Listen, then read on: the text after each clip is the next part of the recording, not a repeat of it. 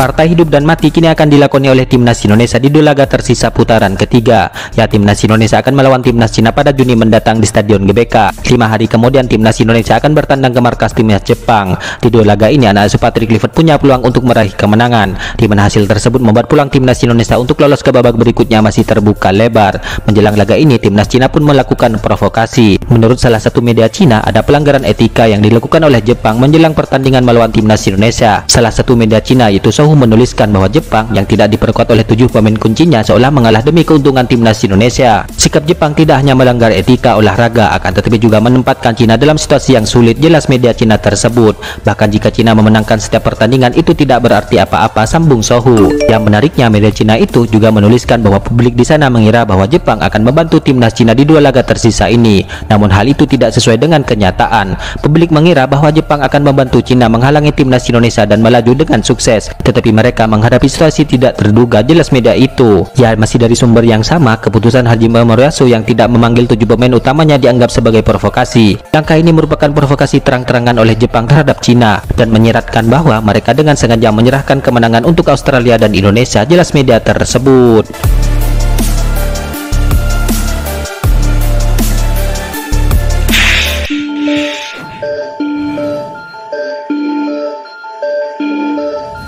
Federasi Sepak Bola Malaysia kini tengah ramai dibahas setelah menolak undangan uji coba yang diajukan oleh PSSI untuk melawan timnas Indonesia di jeda internasional pada September mendatang. Keputusan ini memicu tanda tanya sekaligus kekecewaan baik dari kubu Indonesia maupun dari para pecinta sepak bola kawasan Asia Tenggara. Kabar penolakan tersebut disampaikan langsung oleh Ketua Umum PSSI Erick Thohir, di mana ia mengaku Indonesia sudah sangat ingin kembali berhadapan dengan rival tradisionalnya itu. Kami sebenarnya sudah lama ingin menghadapi Malaysia. Kami rindu bermain melawan mereka dan FIFA Matchday September adalah momen yang pas, ujar Erick Thohir. Ya, namun sayangnya keinginan itu pun kandas. Tim Malaysia ternyata punya rencana lain, tambah Erick Thohir mengabarkan. Ya, menurut informasi yang dihimpun, FAM kini menolak tawaran dari Indonesia karena memilih fokus ke Piala ASEAN U23 2025, di mana Malaysia dan Indonesia diketahui tergabung dalam satu grup yang sama di ajang tersebut, dan laga uji coba dianggap tidak strategis menjelang turnamen resmi. Tidak hanya itu, di mana FAM saat ini juga tengah menyiapkan turnamen tahunan mereka, yaitu Piala Merdeka yang dijadwalkan akan berlangsung pada bulan September ini.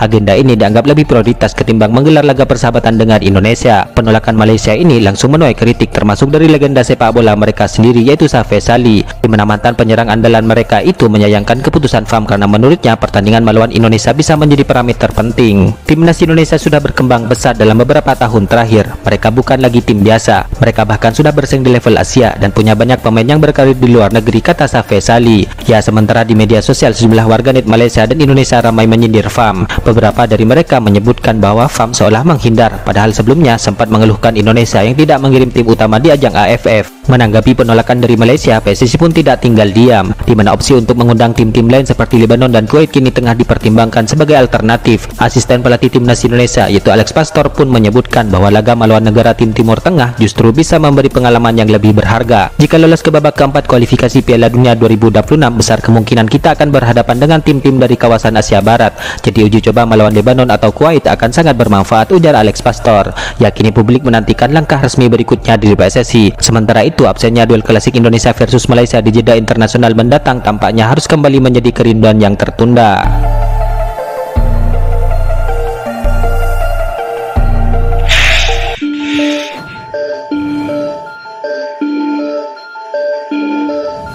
Pelatih timnas Indonesia yaitu Patrick Kluivert kini menjanjikan kemenangan bagi timnas Indonesia atas timnas Cina sebagai hadiah ulang tahun Erick Thohir. Selain dari Patrick Kluivert, Erick Thohir pun juga dapat kado dari para pemain timnas Indonesia lainnya.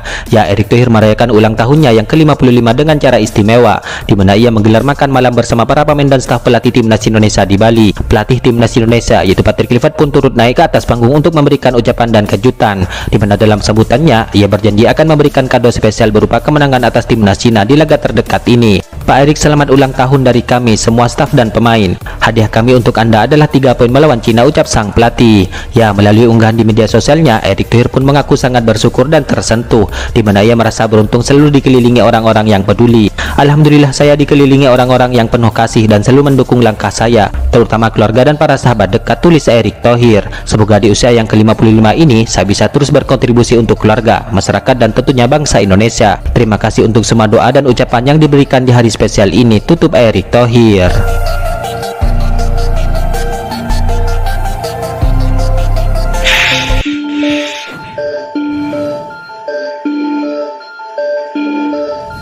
Patrick Kluivert kini tampaknya akan berbahagia melihat performa ciamik yang ditunjukkan oleh pemainnya, itu Calvin Verdon, menjelang membela timnas Indonesia, di mana kiprah manis Calvin Verdon bersama klubnya membuatnya masuk ke tim terbaik di Liga Belanda musim ini. Ya, nama Calvin Verdon kini masuk ke dalam daftar 11 pemain terbaik Eredivisie versi Voetbal Premier.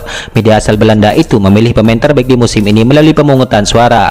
Dalam menentukan tim terbaik di Liga Belanda itu, Voters memilih pemain terbaiknya. Pemilihan ini tidak lepas dari performa pemain di musim ini. Kemudian Calvin Verdon pun cukup menyita perhatian karena mengalahkan bek sayap kiri lainnya di Liga Belanda, di mana pemain timnas Indonesia itu menerima sangat banyak suara. Voetbal Premier menyampaikan bahwa Calvin Verdon menerima lebih dari 21.000 suara atau lebih dari 90% dari total suara di posisinya, dan sebagian besar suara itu berasal dari Indonesia. Namun mereka menjelaskan bahwa tanpa bantuan dari pendukung Indonesia pun Calvin Verdon memang layak mendapatkan tempat terbaik. Pasalnya, ia terus menunjukkan performa yang sangat solid bersama Nijmegen. Tentunya hal ini menjadi kabar baik menjelang Calvin Verdon membela timnas Indonesia, di mana ia bisa menjadi andalan untuk mendulang hasil manis di 2 laga tersisa mendatang. Dalam hal ini tentu menarik menantikan kiprah sang pemain bersama skuad Garuda nantinya. Akankah ia bisa memberikan kontribusi besar ke skuad Garuda hingga terus menjaga peluang lolos ke Piala Dunia 2026?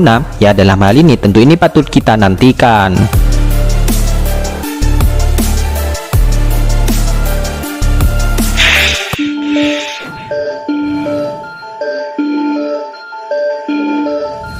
Ketua Umum PSSI Erick Thohir kini merayakan hari ulang tahunnya yang ke-55, di mana sang Ketua Umum langsung mendapatkan hadiah dari para pemain skuad Garuda. Ya, Erick Thohir sejak kemarin sedang berada di Bali dalam acara drawing Piala ASEAN U23 2025 di Bali.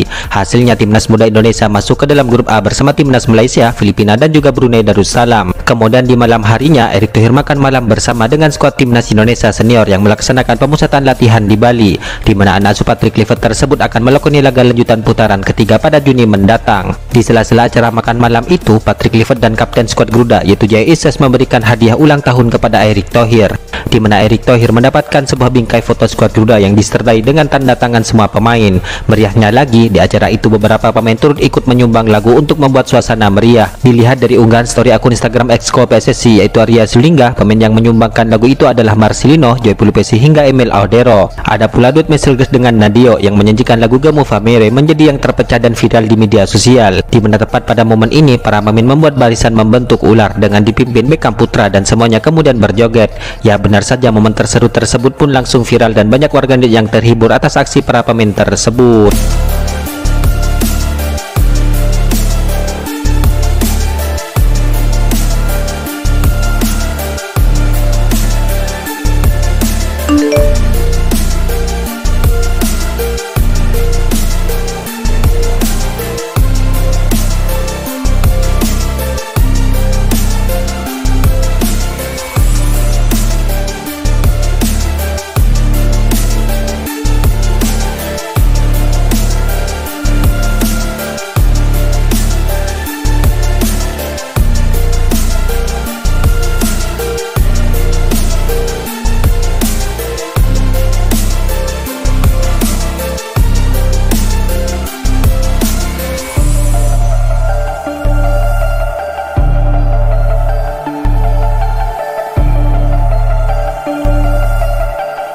Itulah ulasan terkini hangat dan menarik seputar tim Merah Putih yang dapat kami sajikan hari ini. Jangan lupa dukung terus tim Merah Putih di channel ini dan salam olahraga.